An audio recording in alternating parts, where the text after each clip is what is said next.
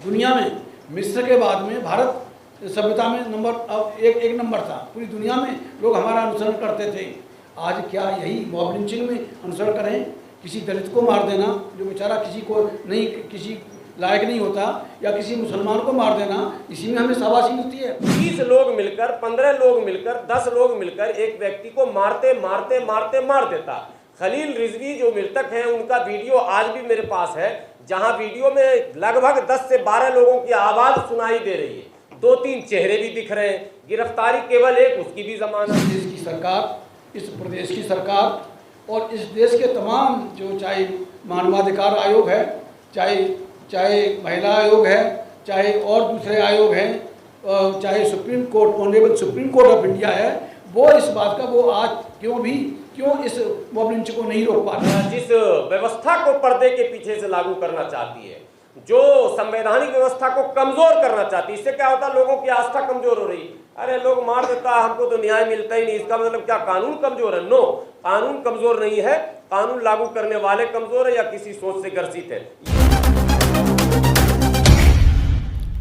देश की सच्चाई, सच छुपने नहीं देंगे। पार्टी के नेशनल जनरल सेक्रेटरी हैं, मैं तारुफ करा दूँ, ये मेरे जो बगल में बैठी हैं मोहतरमा सबनम सिंह हैं, ये भी पार्टी की राष्ट्रीय महासचिव हैं वुमेन्स विंग की।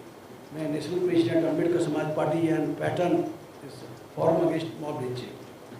हम लोग पूरे देश में ये जो मॉब लिंचिंग जैसा जघन्य अपराध हो रहा है, उसके हम खिलाफ उनके साथ में मॉब लिंचिंग की जो फैमिली है, जिस समय मॉब लिंचिंग होती है तो बहुत सारे लोग आते हैं, नेता जाते हैं, तमाम वादे करते हैं, सरकार भी आती है, लेकिन उसके बाद कोई इनको बेचारों को मुड़ के नहीं देखता। तो हम लोग जो forum against mob lynching and injustice है, हम इनके रिहेबिलिटेशन के लिए और इनके जो खैर उसकी जो इनको नुकसान हुआ उसकी भरपाई तो नहीं कर सकते, लेकिन हम सरकार के साथ मिलकर, सरकार से बातचीत करके हम इनके रिहेबिलिटेशन पे हम लोग काम कर रहे हैं।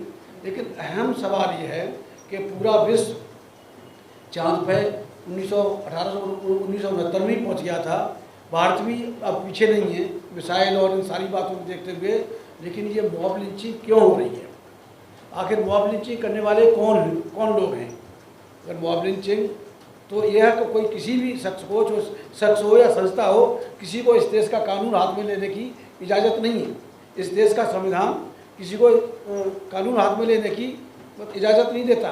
लेकिन ये मॉब लिंचिंग क्यों हो रही है? किसी भी एक आदमी को, 2 आदमी को कोई भी आरोप लगा के, सही हो या गलत हो, मैं उसमें नहीं कहना चाहता, ये आखिर क्यों मार दे? उसके लिए कानून है। अगर कोई गलत करता है तो उसके लिए कानून है। कानून का दरवाजा कराइए, पुलिस में रिपोर्ट कराइए, आगे चलिए, डिमॉन्स्ट्रेशन करिए, बहुत सारी बातें उनको सजा दिलवाने के लिए। लेकिन कानून में हाथ लेकर किसी भी व्यक्ति को मार देना और व्यक्ति समूह को मार देना, ये तो बड़ा आश्चर्यजनक है। आज के ज़माने में हम लोग कहाँ से कहाँ पहुँच गए हैं, तो 21वीं शताब्दी में हैं, और हम लोग जो मारामारी जिस तरह से हो रही है, तो वो मारामारी तो मुझे नहीं लगता कि हम कहीं सभ्यता का हम कोई परिचय दे रहे हैं। भारत हमारा दुनिया में मिस्र के बाद में भारत सभ्यता में एक नंबर था। पूरी दुनिया में लोग हमारा अनुसरण करते थे। आज क्या यही मॉब लिंचिंग में अनुसरण करें? किसी दलित को मार देना जो बेचारा किसी लायक नहीं होता, या किसी मुसलमान को मार देना, इसी में हमें शाबाशी मिलती है। आखिर कौन लोग हैं? हम आपके जरिए भी और पूरे समाज से, और जहाँ तक बिहार की बात है, बिहार और झारखंड तो ये डैन है इसके। मॉब लिंचिंग इतना होता है कि कभी भी कोई किसी को मार दे, पर क्या होता है क्या नहीं होता वो बाद में देखा जाता है। तो मैं जानना चाहूँगा आप लोगों के जरिए, पत्रकार बंधुओं के जरिए, कि इस देश की सरकार, इस प्रदेश की सरकार और इस देश के तमाम जो चाहे मानवाधिकार आयोग है, चाहे महिला आयोग है, चाहे और दूसरे आयोग हैं, चाहे supreme court, honourable supreme court of India है, वो इस बात का वो आज क्यों इस मॉब लिंचिंग को नहीं रोक पा रहे? कौन संरक्षण दे रहा है? इस देश का कानून तो नहीं दे रहा। कानून को इम्प्लीमेंट करने वाले संरक्षण जरूर दे रहे हैं। जो कानून को इम्प्लीमेंट करने वाले, कानून को लागू करने वाले लोग हैं, उन लोगों का संरक्षण है। देखिए उन्नाव के यूपी की घटना है, जिसमें सेंगर साहब MLA थे बीजेपी के, उन्होंने एक जो लड़की थी उसके साथ बलात्कार किया, महीनों तक बलात्कार किया। जब वो गई, उसमें कोर्ट में चली गई, थाना में चली गई, तो उसको बाद में उसको भी मरवा दिया गया। बताइए ये क्या हो रहा है? अभी इस प्रेस कॉन्फ्रेंस में 2 परिवार आए हुए हैं, आप लोग खूब सुने होंगे मुसरी घरारी में खलील रिजवी का। आप पत्रकार ईमानदारी से बताएं, आपको पता है कि जो हत्यारा था वो अब तक गिरफ्तार नहीं हुआ है? आपको पता है कि खलील रिजवी जो मृतक हैं उनकी मोटरसाइकिल अभी तक बरामद नहीं हुई है? आपको पता है कि खलील रिजवी को कंपनसेशन के नाम पे उनकी पत्नी या उनकी माता को या उनके पिता को कुछ भी नहीं मिला सरकार की तरफ से? वो परिवार के लोग अभी आए हुए हैं, मैं पेश करूंगा आपके सामने। आपके पटना शहर के अंदर पाटलिपुत्रा में स्लम एरिया में रहते हैं, जो पाटलिपुत्रा में रेलवे स्टेशन के पास जो झुग्गियां हैं नाले के किनारे, आपको मैंने ज्ञान होना चाहिए क्योंकि आप सभी लोग पत्रकार पटना में काम करते हैं। यहाँ आलमगीर नाम के एक 28 वर्ष के मुस्लिम युवक की लिंचिंग हुई। लिंचिंग का मतलब होता है, मोब का मतलब होता है कि भीड़ तंत्र, 10 लोग मिलकर, हम ठीक है हमसे आप सब पैसे का लेन देन हो सकता है पारिवारिक मामला हो सकता है जमीन जायदाद का झगड़ा हो सकता है, लेकिन इसका यह अर्थ नहीं है कि एक व्यक्ति कहीं अकेला पकड़ा और आप 20 लोग, और 20 लोग एक परिवार के नहीं है, इसलिए यह पारिवारिक नहीं कहा जाएगा। 20 लोग लेन देन में भी शामिल नहीं हो सकते हैं, अगर एक परिवार के होंगे तब कहेंगे। 20 लोग मिलकर, 15 लोग मिलकर, 10 लोग मिलकर एक व्यक्ति को मारते मारते मारते मार देता। खलील रिजवी जो मृतक हैं उनका वीडियो आज भी मेरे पास है, जहां वीडियो में लगभग 10 से 12 लोगों की आवाज सुनाई दे रही है, 2-3 चेहरे भी दिख रहे हैं। गिरफ्तारी केवल एक, उसकी भी जमानत। माहेनूर आपने सुना होगा कटिहार में।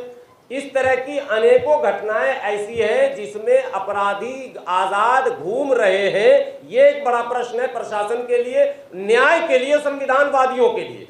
दूसरा कि जब सारी व्यवस्था है कि जी विक्टिम को आप कंपनसेशन देंगे, आप उनको मुआवजा देंगे, उसको कम से कम फिर से पुनर्वास के लिए आशा देंगे, और सब कुछ व्यवस्था होने के बाद कौन लोग हैं जो सरकार से दिलवा नहीं पाते हैं या लेकर खा जाते हैं? ये कौन सा मसला है? जब ये घटना घटती है तो नेताओं का तांता लग जाता है। कोई धर्म के नाम पर नेता पहुंचते हैं, कोई जाति के नाम पर पहुंचते हैं, कोई पार्टी के नाम पर पहुंचते हैं, लेकिन नतीजा जब आप देखेंगे तो नतीजा आएगा शून्य, मिला कुछ नहीं, जाने वाला तो चला गया। और इसके अतिरिक्त तो इससे महत्वपूर्ण बात यह है कि जब वो व्यक्ति जिसने हत्या कर वीडियो बनाकर सोशल मीडिया पर डाला हो और वो अगर घूम रहा है आजाद होकर, तो इसका मतलब है कि अपराध को बल मिल रहा है, बढ़ावा मिल रहा है। और देखा देखी पाप और देखा देखी पुण्य तो आप लोगों ने सुना ही होगा, यही हो रहा है इस देश में। और बिहार की बात बार बार पीछे से मैं चेहरा देख नहीं रहा था, हमारे कोई साहब पूछ रहे हैं कि बिहार का डेटा, 12 लोगों का डेटा है यहाँ बिहार का सर, अलग अलग वर्षों में 2014 से लेकर अब तक, जिनकी हत्या भीड़ के द्वारा सड़कों पर कर दी गई और उसका वीडियो बनाकर वायरल किया गया।